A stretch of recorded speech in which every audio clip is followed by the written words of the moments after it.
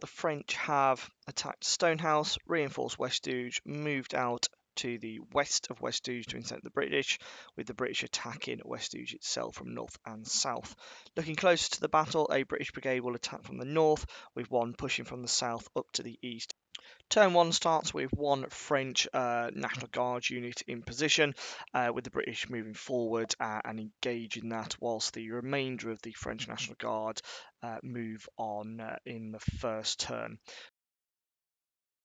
Start of turn 2, the British continue the pressure on the National Guard, with the 2nd British Brigade moving on from the east.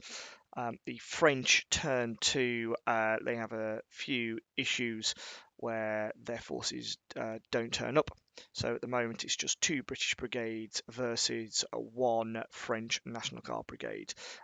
Close combat ensues with the Cornish attacking the National Guard.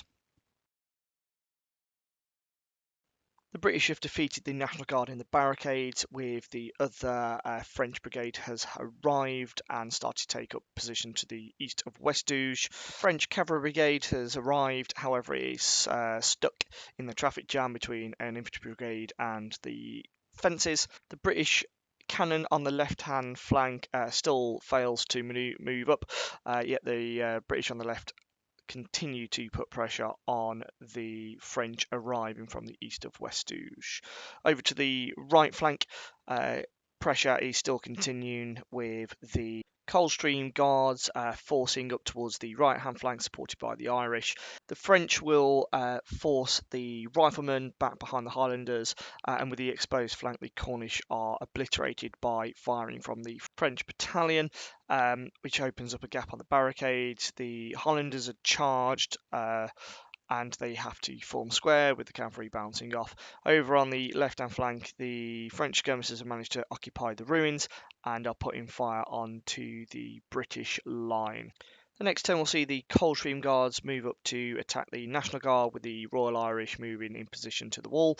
The Highlanders have shaken themselves out and formed a line, with the riflemen moving around to the flank of the National Guard.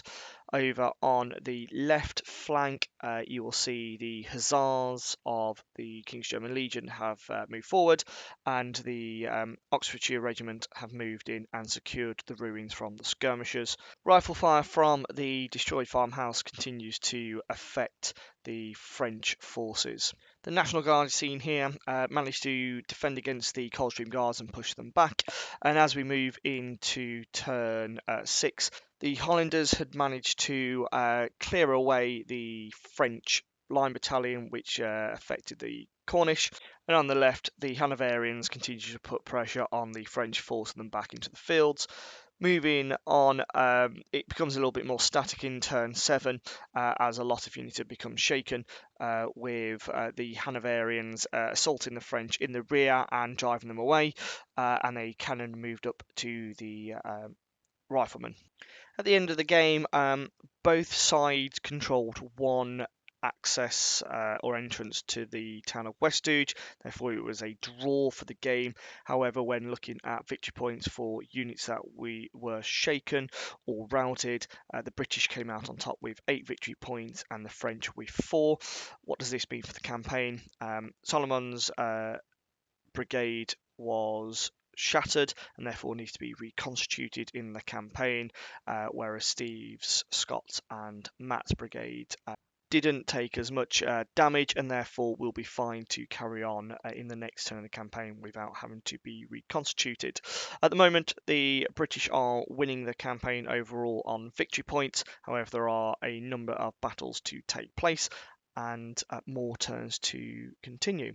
This has been Fighting Sailor. Please like, comment and share the video. Everything is greatly appreciated. See you on the next one.